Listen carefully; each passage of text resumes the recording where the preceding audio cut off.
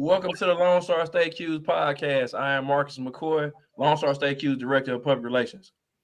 I'm Jeremy Neal, Lone Star State Q's PR Vice Chairman. And I'm Odell Sidbury, Lone Star State Q's PR team member. Over there, they're my dog team. Before I came out the womb, I had purple dreams. Schizo, they're my line name. And Ada Muse, they're my chain. All right, everyone. Y'all heard the music. Everybody, welcome Brother Carl Henderson, also known as Pink Gator. Welcome to the show. Thank you. I appreciate y'all. Thank you. I'm glad to be here. Glad to be here. All right. Tell us a little bit about yourself. What's up, everybody? It's your girl, man, Pink Gator, P-I-N-C Gator, one and only, never leave you lonely. I'm definitely glad to be here. I am, first of all, I'm a recording artist, period. Regardless of where I go in life, where I'm at in life, I am a recording artist. So, you can check me out, look me up, all that type of stuff. I'm new to some, old to many, or vice versa. And I'm also a business owner, entrepreneur, all that type of stuff, public speaker.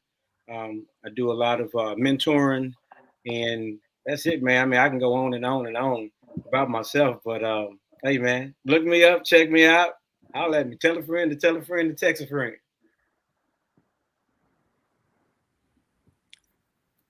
All right, that sounds great. I like that introduction because you talked about being an artist. So my question to you is, every artist's journey is filled with challenges that shape their path and define their voice. So throughout your career, what obstacles have you faced and how have you managed to overcome them and stay true to your passion for music? That's a good question. Kind of a loaded question too, man. The helmet itself is 25 years old. So that means for sure I've been doing this music thing for at least 25 years. And that does not capture all the open mics and all the tryouts and all the talent shows that came before the helmet. So to answer your question about obstacles and things like that, man, I've always been a rule breaker. And meaning I hadn't been the one to conform to the uniform. And I've always, colored outside the lines in my own way. And so a lot of obstacles, you got so-called gatekeepers in different industries that we may occupy, or people we may feel like are gatekeepers. And so in the entertainment business, you got plenty of that. And so with me being passionate and driven with music, man, the obstacles that have been there as far as gatekeepers and people that could, provide me with the opportunity I think I needed, I didn't wait on them. I just kept on doing what I do. If I had waited on a lot of these so-called gatekeepers, I promise you, we wouldn't be on this call right now because I'd still be waiting. You feel me? And Absolutely. So I don't, when I'm driven of anything, about anything, I'm not waiting on the so-called decision makers. I may reach out to them, the ones known, of course, the ones that I'm aware of. But other than that, I ain't gonna wait today. We're gonna forever. We're gonna be until Jesus comes. You understand? I'm not gonna wait forever, man. So, like I said, when it comes to obstacles, brother, I just keep on mashing, and that's a part of life. You appreciate the wins and what you consider the wins. You appreciate them even more when you experience those obstacles or those L's that we may say, which is really learning moments, and they build character in their own way. So forgive me for rambling, but hey, man, y'all got me on here. No, I think you said it right there. The lessons that you learned throughout your journey, I think that's the key. Yeah, man. It'll shape you. Hey, we don't mind you rambling. We want you to speak. And speak loud and clear and do you. Done do it. But we want to talk about a little bit of personal reflection. How's your upbringing and your mother's influence shaped the man and artist you are today? Oh, man. It shaped me in a lot of ways. My mom, I was just with her yesterday. She's everything, bro. Everything. And my dad is a recording artist. And so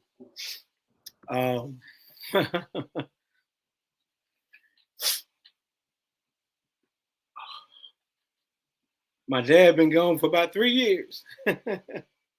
And it's all right, bro. We here with Take you. your time. Take your time.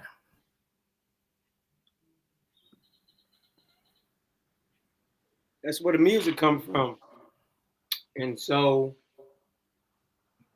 musically, he shaped that. And y'all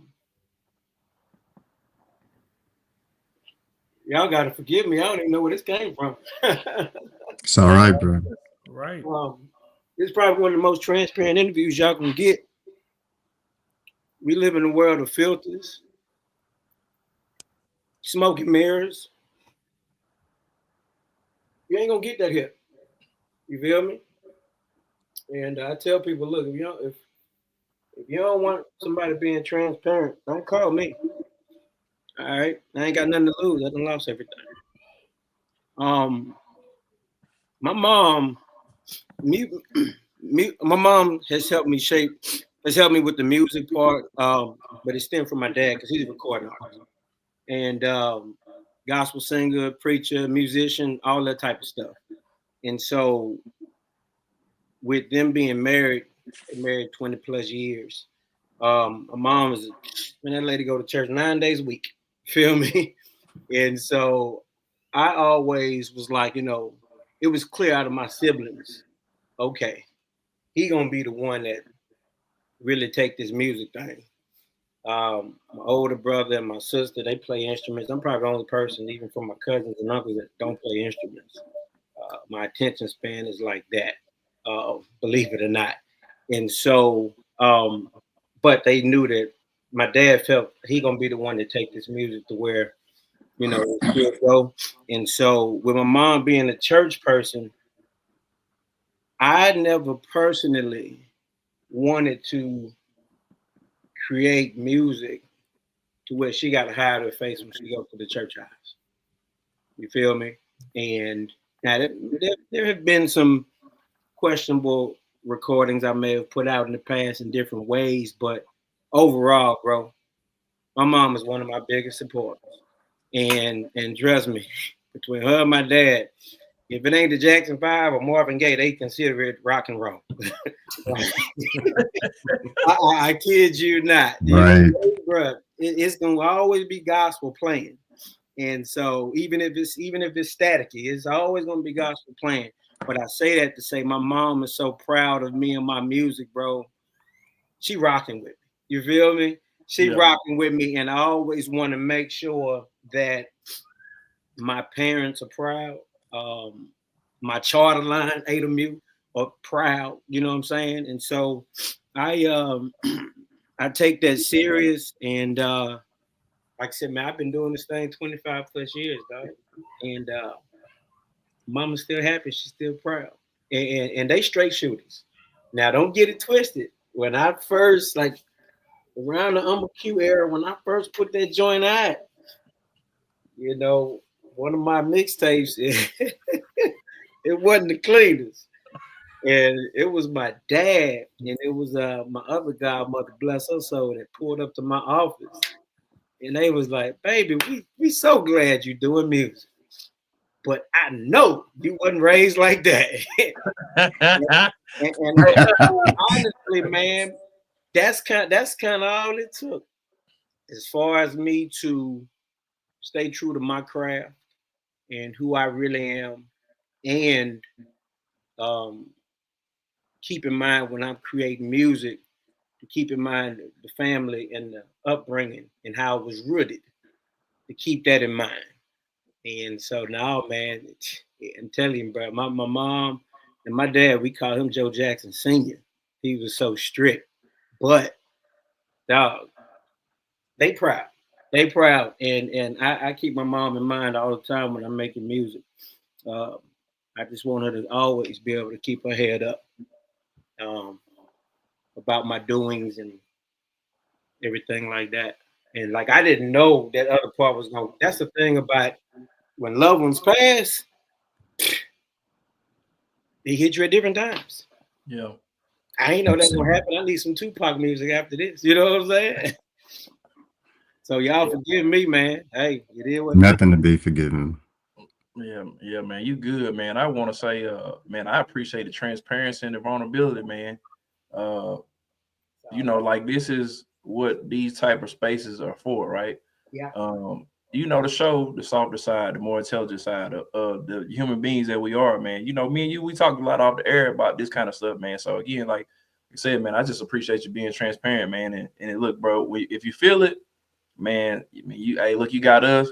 And you got people out here, man, online, man, showing support, man, showing love. And you got Twan saying touch, man. You got Reginald Robinson saying amen. So, man, look, bro. Hey, Reg. Hey, that's my charter line right there, 82, right there. Look. Hey, I'm gonna do you one better. Look what just chatted, bro. Hey, he threw that in there for you, man. Bruh. Tell you, Reg, I love you, man. Yep. That's love. So, man, I've been wondering this for a while, man. The name Pink Gator. And I know you probably have been asked this question several times. Oh yeah, several. How did that come to be? Man, the answer gonna be the same, bro. So nobody knows. At least nobody on the app, whoever tuning in. I've been having that name since 1998. I got that name in high school. And all I'll say is it was a joke initially when it came about. And I've always had a niche or an understanding of branding and marketing and things like that.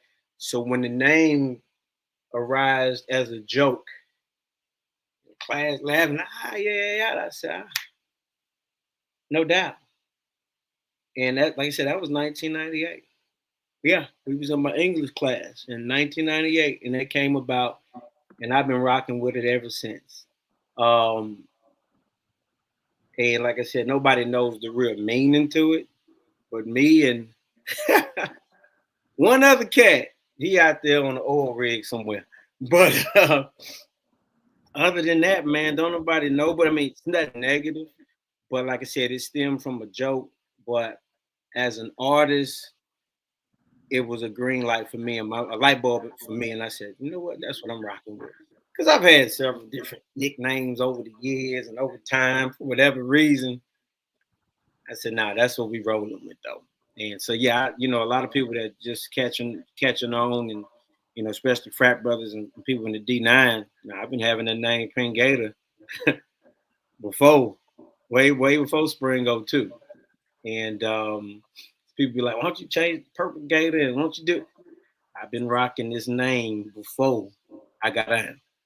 So that's it, man. Then changed the spelling on it a couple times and all that, and they still I only changed one thing now.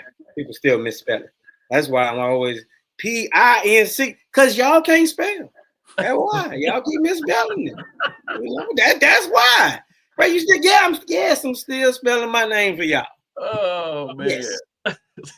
Yes. So yeah, that's that, man. So yeah, straight up. I told my wife I was gonna tell her when we got married. And so, we get married. She's like, all right, so what is there for? I said, we got about 30, 40 more years to go. I said, when we get married, not like the day we get married. Like when we get married, now the clock is starting. I'll tell you eventually. Yeah, she don't even know. So it's all good. Ain't nothing like I said, ain't nothing crazy, but yeah, so y'all ain't gonna know either. But anyway, it just stuck, man. And here we are, man. That's all, man. Right. Well, since we're not gonna find out what it stands for, what it means, but you do a lot of public speaking, and public speaking offers you a powerful platform to inspire and educate others. Yeah. What message do you strive to communicate during your engagements, and why do you believe self-education and business ownership are so important? I speak to a lot of schools, and I'll say, man, before Corona, it was probably 20 to 30 schools a year that I would go to most of the time physically. It wasn't the whole Zoom thing. It wasn't quadruple platinum like it is now, So I was physically going to a lot of these schools and doing public speaking and Of course, you know, it depends on what school you may be visiting, what events they may have going on. But a lot of times, man, I just attempt to have these kids to really, excuse me, believe in themselves and eliminate self-doubt. Many a times we fall short from, you know, different goals we may have in life strictly from self-doubt. You know, our worst experiences take place in our mind a lot of times. And so I attempt to, like I said, to get have those kids and even the teachers and even the admin sometimes to eliminate their self-doubt. There's so many people around us and even brothers on this call and even the people that just tuned in general that have so many goals in life. They got some of the wildest dreams, but they focus on what I don't have. I'll let you get that hat. Yeah, pgjoint.com. Search purple on purple. But so a lot of times, man, they fall short because they're doubting themselves.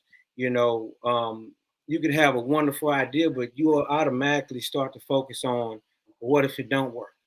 You know, well, I don't have this, I don't have these resources.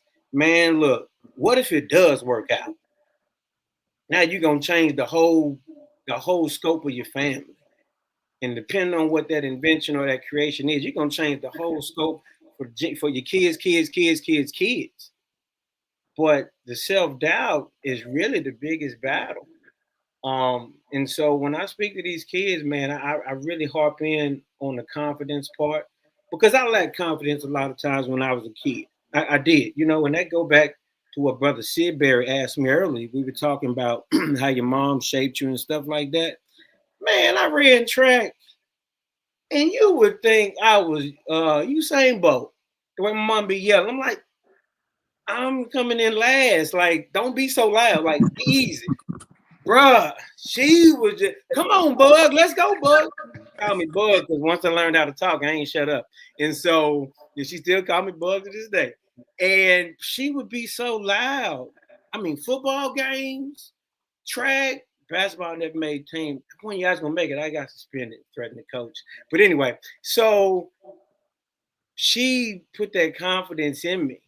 And so when y'all see me out and about and doing what I do and all that type of stuff, bro, a lot of that came from my mama. Came from my dad too. Don't get it twisted. Don't get it twisted. My dad had us doing videography work and working with reel to reels. You know, only your 80s babies and back know what a reel to reel is. And I got video of us talking to my dad about it before he transitioned. Bro, we was working reel to reels in like second grade. And you better not let that tape pop. You feel me? So the confidence that he and my mom had in us, it's ingrained. You feel me? And so I want the kids to have that same type of confidence in whatever it is they may be doing, even the adults, because it ain't never too late for a lot of stuff. You know, we see people rebrand themselves, and during Corona, we saw so many people tap into a new wave of their own lives.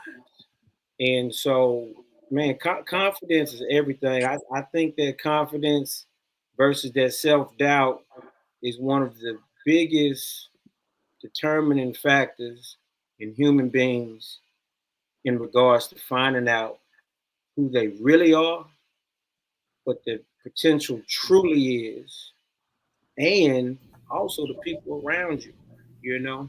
Sometimes, man, all it takes is you, Brother McCoy or Brother Neil, or Brother Sidbury, to show that burst of confidence that needs to be shown to set the fire off for the next person. You feel me? So, man, like I said, I could talk all day, man, but the kids are everything. You know, they are everything to me. And so I talk about confidence with them, believing in themselves. I stress entrepreneurship. I stress the business part. I led a few junior achievement events for like 6 weeks, 8 weeks at different schools because entrepreneurship is key also. I'm a full-time entrepreneur. You feel me? Like I eat what I kill. And now don't get it twisted. I worked in corporate America quite a few times. I done been there, done that, and I do everything I can not to do it again. That's just for me. Now, so people tuned in, look here, don't let them internet gurus gas you up. I'm gonna quit your job, quit your 8 to 5. No, sir. It'll have you sitting in the parking lot at 1:33 a.m. All the bills due tomorrow. Hey And man, you out, hey, Pink Gator, you out here talking, bro. Hey man, Hey, all the bills due you tomorrow. preaching for real. Yes. It'll have you in the parking lot at 1:33 a.m.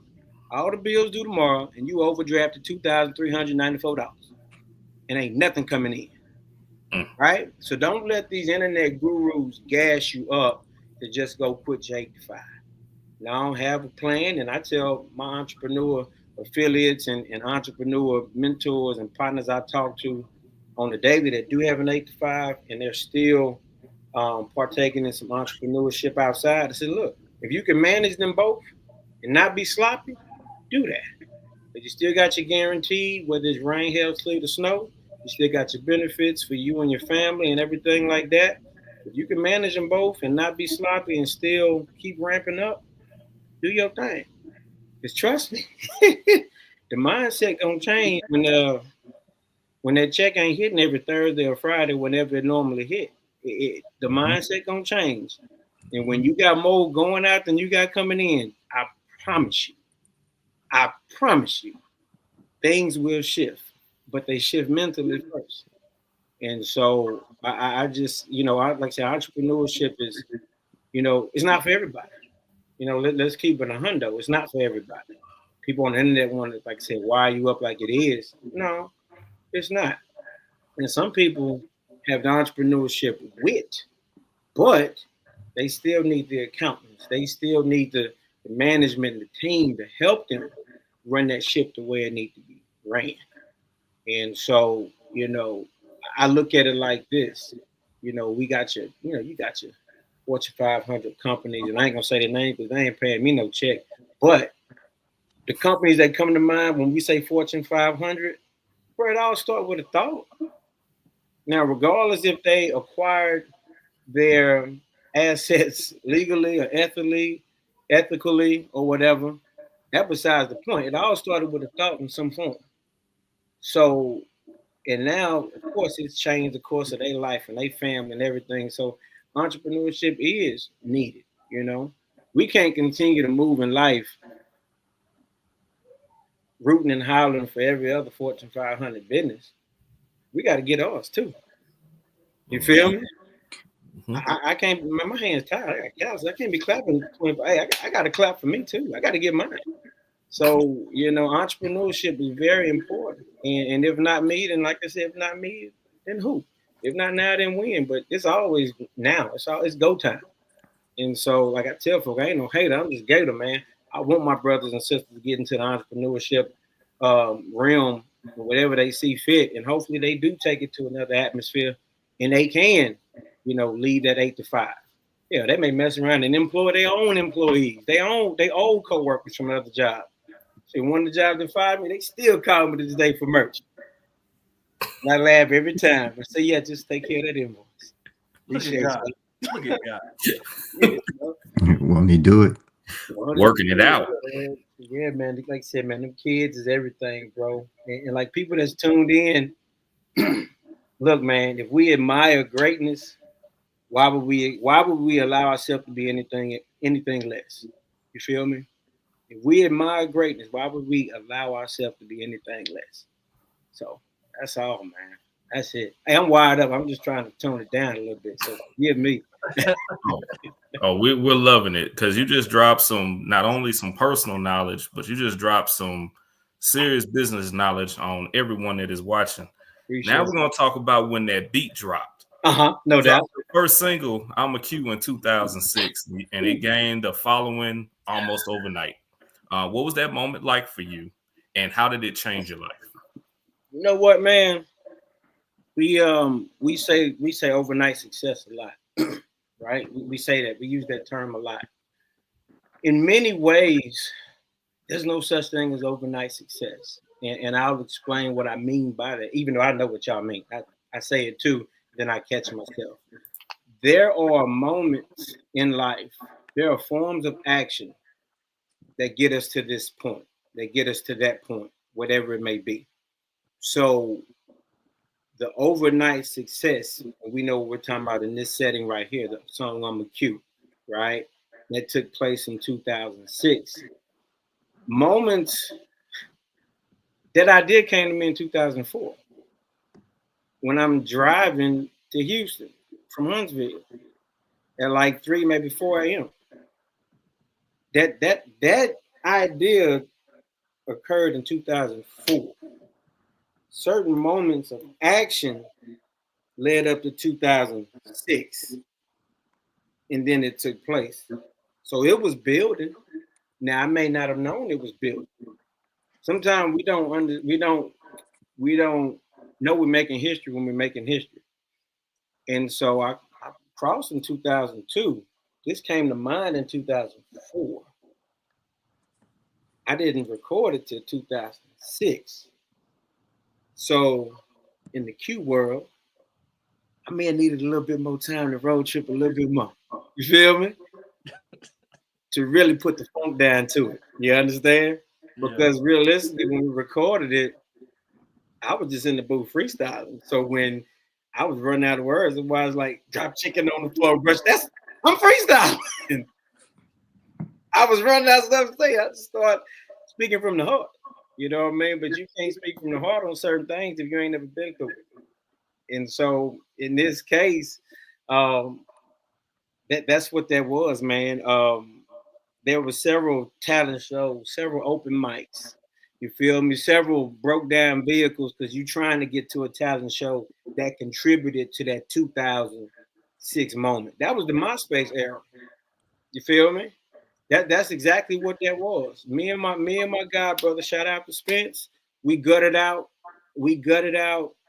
our garage at the house that we lived in and built a studio. YouTube wasn't popping like that. Now Spence, we call him MacGyver. I mean, you give him a bubblegum wrapper, 2 shoestrings, I promise you're gonna get a yacht. You're gonna get a yacht. You're gonna build a yacht out that mug. And so I just followed his lead on it. We built the studio, and that's where we actually started recording a lot of music out of. And like I said, I'd already had the idea in 2004. We built that in 2006. And so that was one of the first songs that we actually recorded in that studio. And yeah, bro, that was Beans and Cornbread was in there. If you listen to that song, you hear some claps. That's Beans and Cornbread. And my partner said they go by Primetime 3000, one of the coldest graphic designers in the world. Yeah, that's us clapping in there, live claps, man. So I've been wrong about a lot in life. Just go back to when you said, what was that moment like? I've been wrong about a lot. I got a few things right in life. I joined one of the greatest fraternities in the world, and I have no regrets. The wife I married, we've been married 18 years. She's still putting up with me. And boy, I tell you, I told Beans and Cornbread, look here, you get this song right here. If you get this song right, I said, this is my Thriller, okay? What Thriller is to Michael Jackson, this is my Thriller. You got to get it right. And I wish we could have captured that moment, because I went to high school with Cornbread, and he was a trainer. I played football, and I was always that student in the cafeteria freestyle, rapping, always. And shout out to Big Tyke, man. One of the pioneers of Swisher House. He called me out. I wasn't only wild thing about me, I just like to party. You feel me? Tiger called me out in the cafeteria, bro. It's packed in the cafeteria. Yeah, he want to battle. And I'm like, okay, we're going to run this down. Cafeteria popping, bro. I promise you. And, you got stereotypical ideas of what a rapper is or how a rapper looks and stuff like that. I was none of that. And like I said, I want to thank Tiger, man, Big Tyke, because we battled Now I dusted him. I won. Okay. Now he know it's all love. But that moment lit a fire in the confidence that I have when it comes to the music, like no other. Because you know you can do it. You know you can do it. And it meaning whatever realm and occupation and industry y'all may be in, you know you could do it. But man, when you actually do it, you just like, hold on.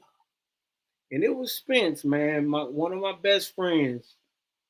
After that day, he said, man, look, now I wasn't a running back, but he was just using football as an analogy because we play football. He said, would you get more joy? I never forgot this, and he probably don't remember this. He said, would you get more joy out of scoring touchdowns, or would you get more joy performing and doing stuff that you just did in that cafeteria? I just never forgot it. I said, dog, music all, I said, easy, music all day. That's what you need to be doing. Even though, you know, I went and played football at Baylor and played at Sam Houston, but you know what I'm saying? No, the music, bro, I eat and sleep that, man. That's in my blood and in my DNA. You feel me?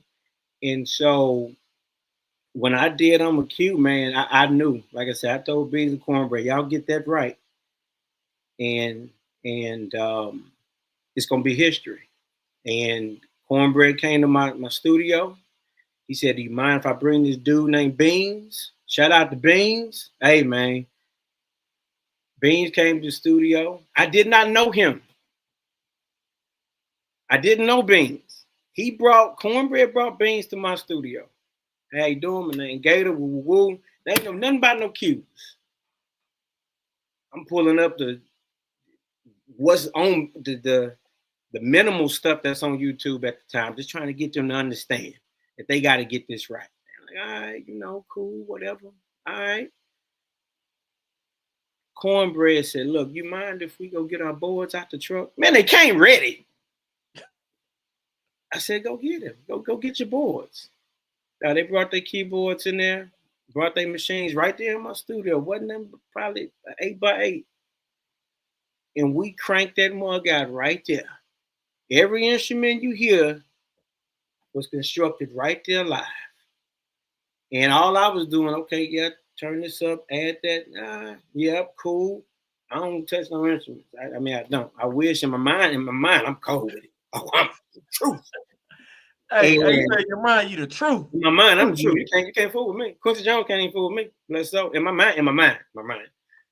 And they conducted all that, bro. They put that together right there. And like I say, even them getting in the studio clapping, you know what I mean? There's live claps and all that type of stuff, bro. And I told them right there, I said, no, that's it. They're like, are you sure? I said, no, I'm positive. I said, I ain't never been so certain about anything in life. I'm for sure. It's it. And I was so, district was coming up. I think it may have been the Clay. It was in Arkansas. I'm a Q wasn't mixed. Let me just say that. I've been talking for a while. I got me gassed up. And so it wasn't mixed and mastered yet. I couldn't sleep. I was very stern on what we had just created. I said, I'm not going. T bruh called, they trying to come pick me up and everything. I said, I ain't going. What you mean you're not? I'm not going. I said, y'all wouldn't even understand if I told you anyway. I said, I'm not going. They're like, you all right, you know, this and that, and I'm not going. I couldn't be in that arena knowing what I just created and knowing it wasn't mixed and mastered and ready to get the brothers this food. You feel me? And so I ain't go. And 2 weeks later, sure enough, we got it mixed and mastered. And technically, the rest is history. We put that out in the MySpace era. And, you know, Soulja Boy like to say, oh, he the first this and that.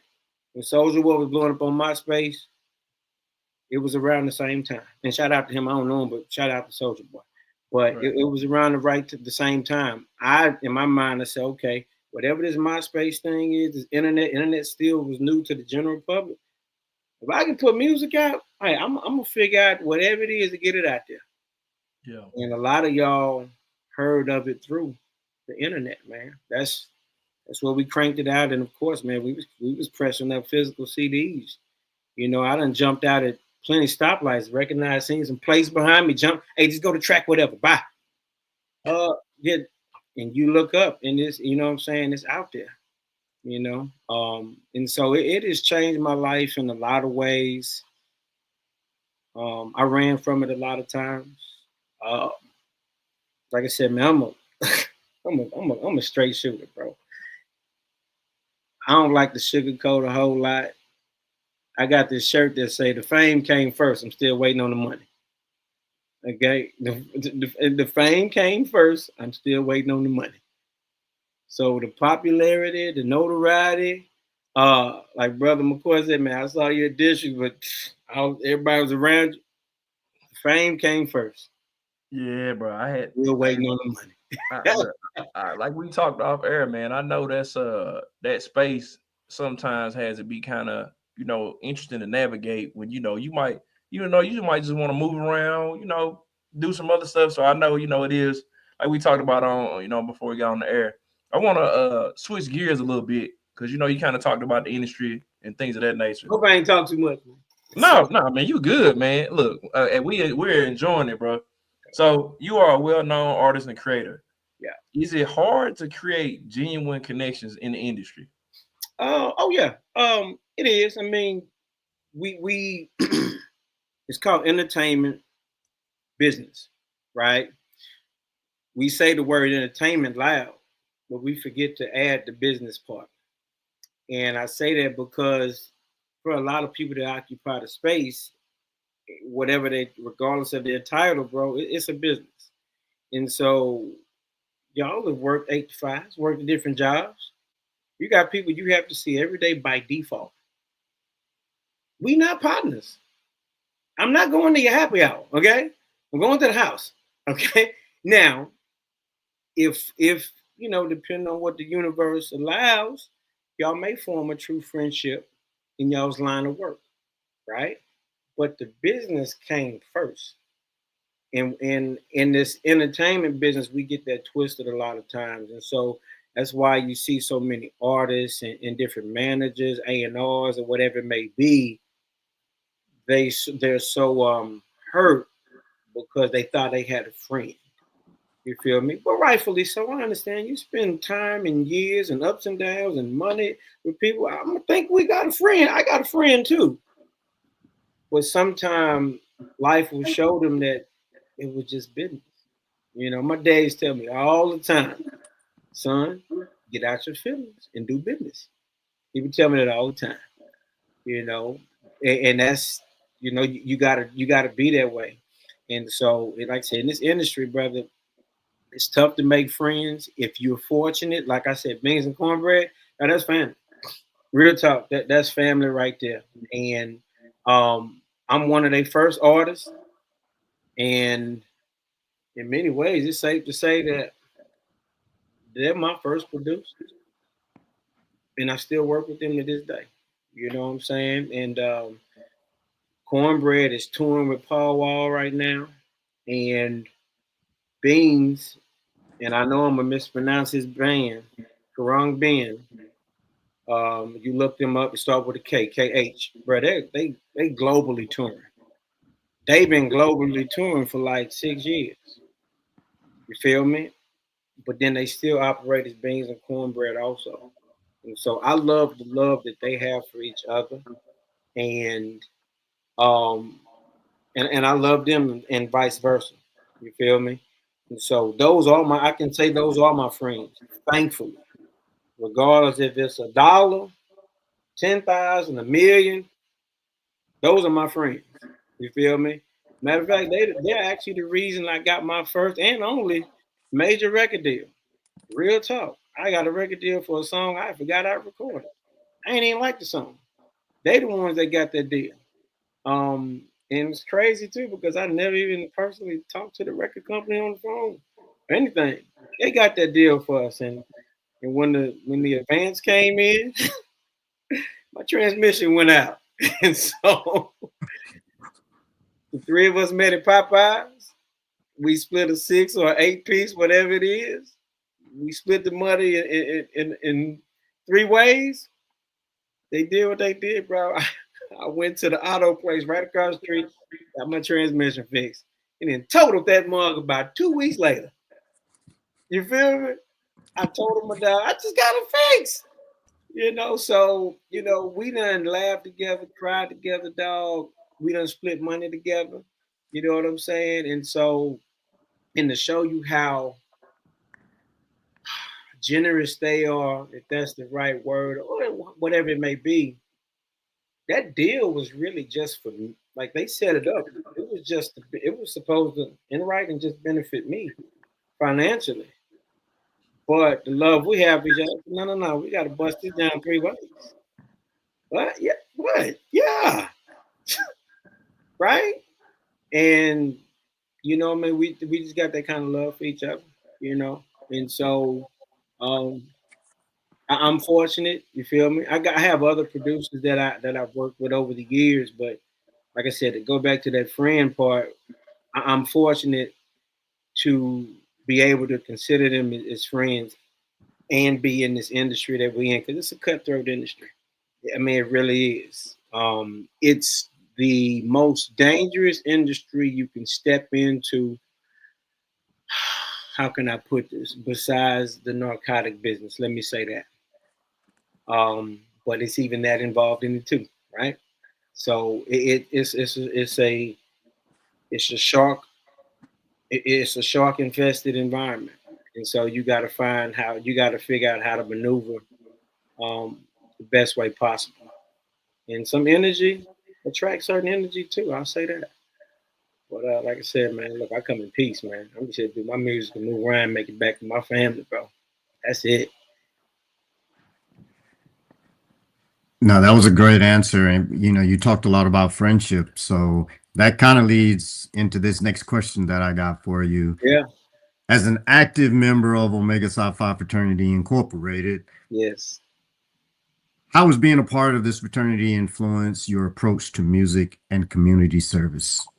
I'm going to say this too, brothers. I love y'all's questions because I watch people that interview people.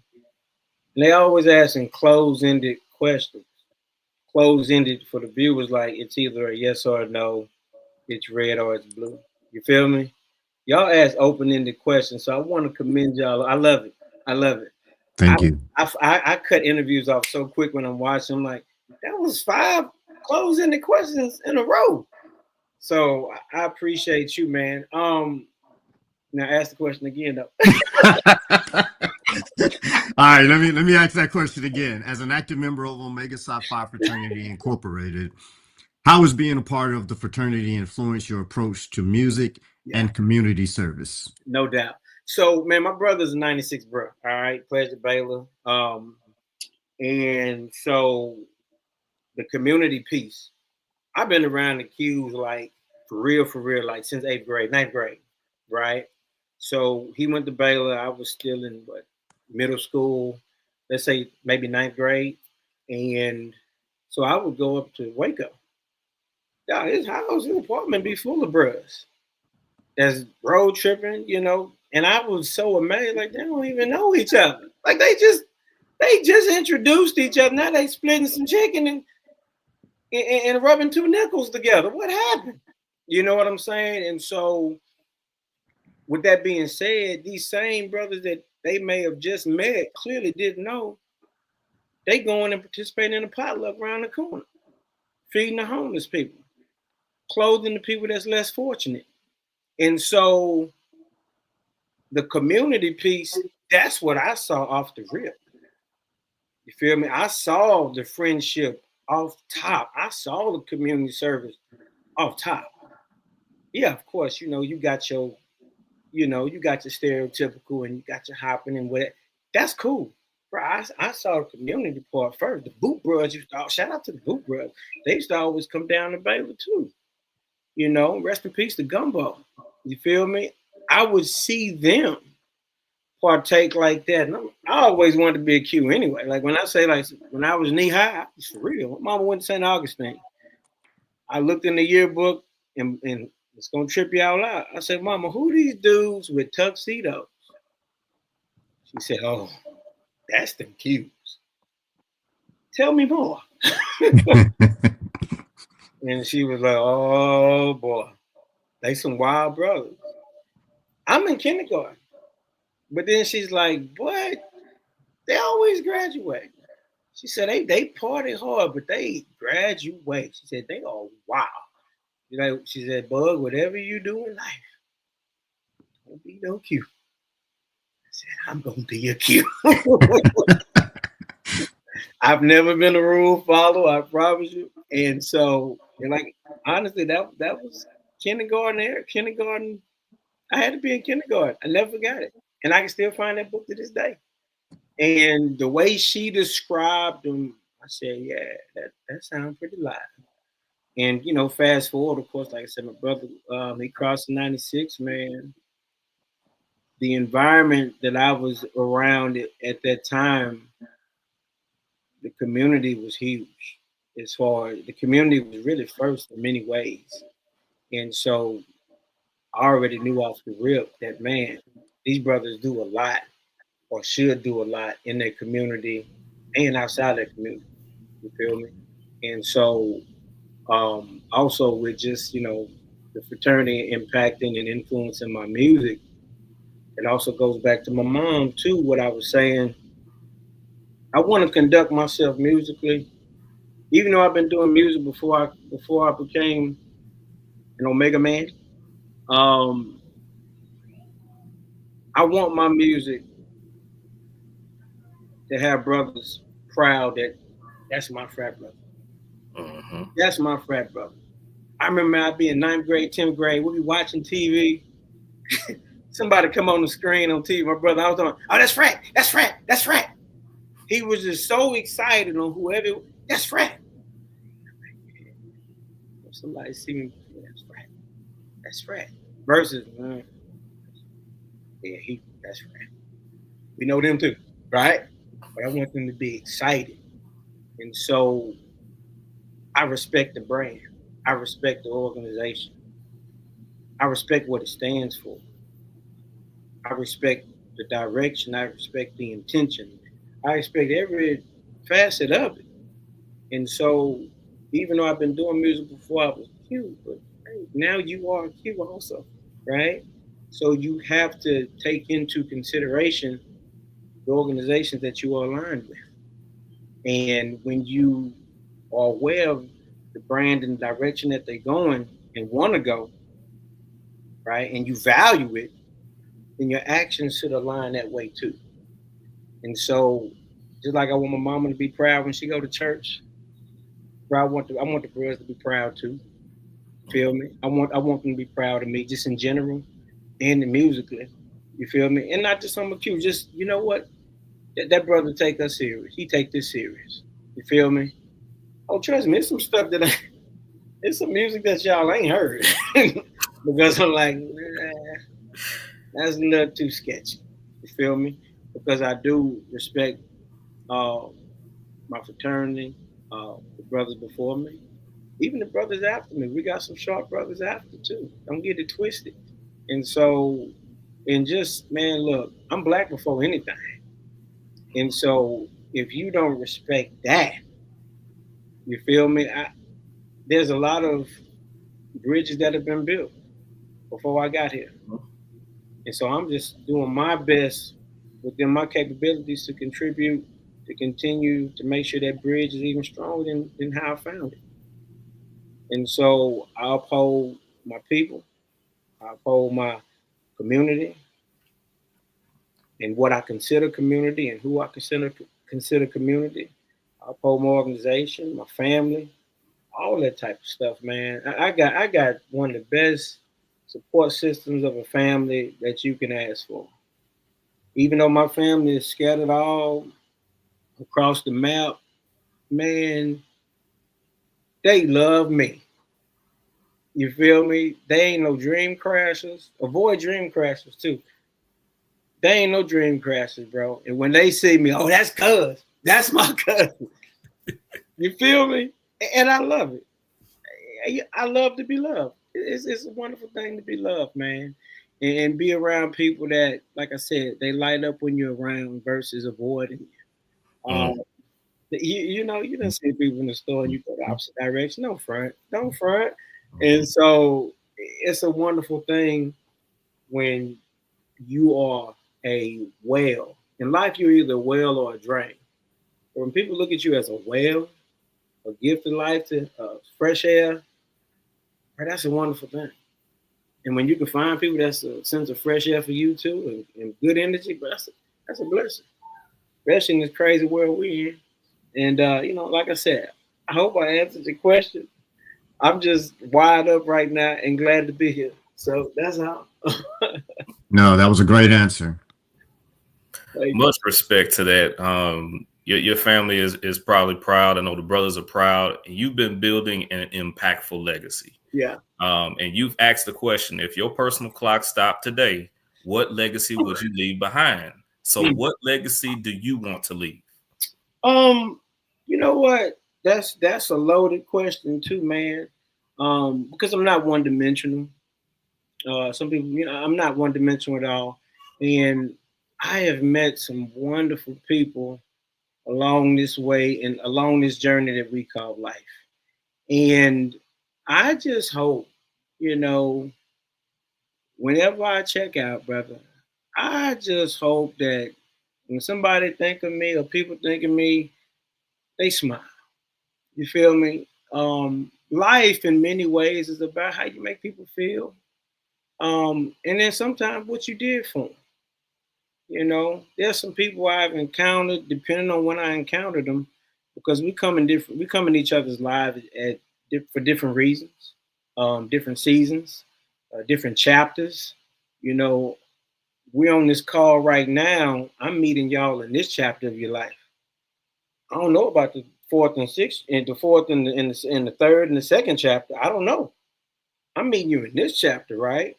So the value and the impact is different for each other based on the chapter we came into each other's lives, right? And so I just hope that I can bring joy and a smile to somebody, regardless of the chapter that they met me in.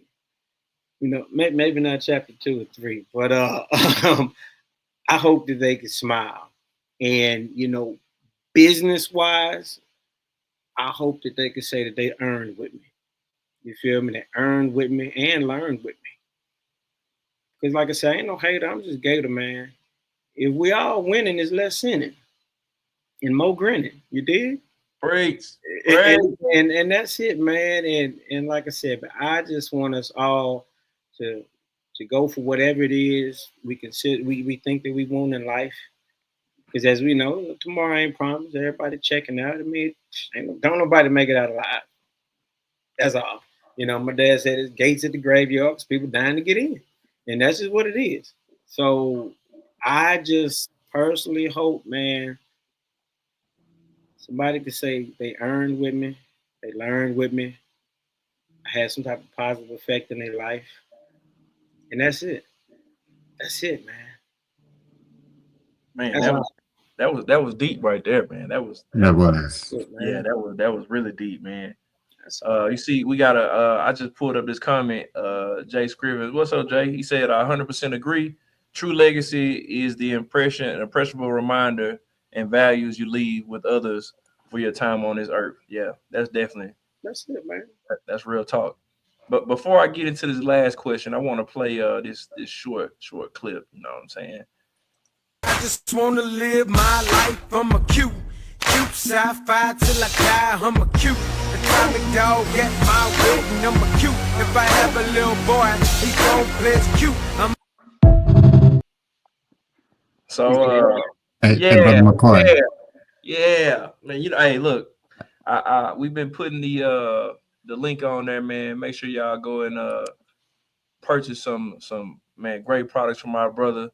You know, he's been in the business in the game for a while. Yeah, and I'm a licensed vendor too. So hey, so miss me with all that rattle tattle.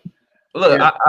I want to say, I think I might be mistaken, man, but I think there's an address. I think this brother's trying to get something shipped to his house. I mean, I might be I misinterpreting, know. I but see I his don't know who address. it is. I think Hey, the frat house. so. Hey, Warren Williamson, if you on here, can you confirm it or not? Is that what the address is for, brother? I just want to make sure. You know, I want to make sure I do my Now, part. Calumet is the frat house for sure. Now, hey, before you ask that Maybe you last, want some ship right there. Maybe you want to ship. Maybe you want to get to the crowd. he may have thought he was texting the sneaky link and put that mug on the call accidentally. hey, brother McCoy, before you ask this question, hey, I got a message from somebody you may know. He's my DP, by the way. Brother Paul, Booker, Theta 98 says hello. Keep moving. Hey, That's my DP, by the way. Man, that's a good brother right there. Wow. Shout out to Book. Tiny world. Look, Yeah, it's a small world. It really Small is. world. No, When you said gumbo, I was like, oh man. bro, dog, Gumbo, man, he used to come down to Baylor, man, and I shout out Gumbo in one of them songs too. It may be Q Day. Oh man, Gumbo was that bro, man, and he just, he just always looked out for me, and he was DJing everything. Man, Gumbo had set up a huge meeting for me too. I do fight songs and all that type of stuff. He set up a huge meeting with one university that I had a song with too, man. So now, Gumbo, man, that was that bro. Man, super small world. I gotta say this, man, we gotta give a shout out to brother Odell Seabury. Today is for y'all that's watching. Today is his birthday, man. So Hey, happy birthday, brother. real talk, real talk. Appreciate it, Bryce. Appreciate it. Hey, double nickel. if y'all know his cash app, don't send that man some bread. Hey, Hey, look, hey, feel free, Odell. Hey, Odell, if feel you want to throw free. it in there, if you want to tell him what it is, Give this me is your 1 opportunity, second. brother. Bring your money, your $50 bills. Bring your money. I was a preacher that sang that in church one day during offering time. We don't want no pennies. Wow. Wow. Odell, how old are you today, brother? Hey, I'm 55 today. Man, what a Bless blessing. What It a is. blessing. I truly feel blessed, and I'm incredibly thankful That's a blessing, for the Lord allowing me to see 55. brother. Amen. That is a true blessing, dog. True Definitely, blessing. definitely. Let me dive into this question. You know, we kind of went back and forth on it. You know, we're talking about the youth. What is your message for aspiring young artists and entrepreneurs out there? Straight up, man. Real simple, man. Avoid dream crashes. That's that. Mhm. You have to, because like anything, man, you get around too many people that don't have vision in life. Now it begins to cloud your vision and your confidence, and so you have to avoid dream crashes. Understand that life is a journey of learning, and when you don't want to learn anymore in the craft that it is that you may occupy, I can promise you, you're not going to grow anymore. And so avoid dream crashes. Be a student in life. Be a student in the industry or industries that you occupy, regardless of your so-called success. Always be a student. Um, I've sat with Hall of Famers, Rock and Roll Hall of Famers that clearly in music, they more successful than me, but I was able to teach them something. And they had the humility to receive it. You feel me? And I could drop names and all that, but yeah, avoid dream crashes, man. Always be a student in the space that you occupy and focus on what you have, not what you don't have. And don't worry about what if it don't work. What if it does? Somebody got to be the one, right? So, like I said, it ain't rocket science with me, man. Any kids that may be tuned in, and man, there's so many kids in the Q world too that be tuned in to me. Look, hey, it's only up from here, okay? And I'm gonna see you at the top. All right, good bro. We streaming via Facebook, YouTube, Instagram. So there's a lot of listeners today. So what are your final thoughts for our listeners? Hey, y'all check me out at pgjoint.com. And I appreciate y'all tuning in. For those that only know me from a cube, just go YouTube, Spotify, all that type of stuff. I got music for different football teams. Hey, and if you got a plug that can actually get music placement on these video games, get at me, because I got fight songs for Texas, Baylor, Sam Houston, Raiders, because it's Raider Nation for life. Don't get that twisted either.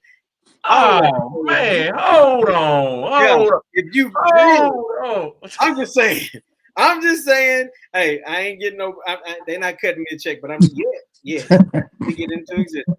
But if you really got a plug on music placement out there for the viewers, like for real, and you ain't got amnesia or got arthritis, like you really know how it works and want to share some game, let's get that pop. Awesome.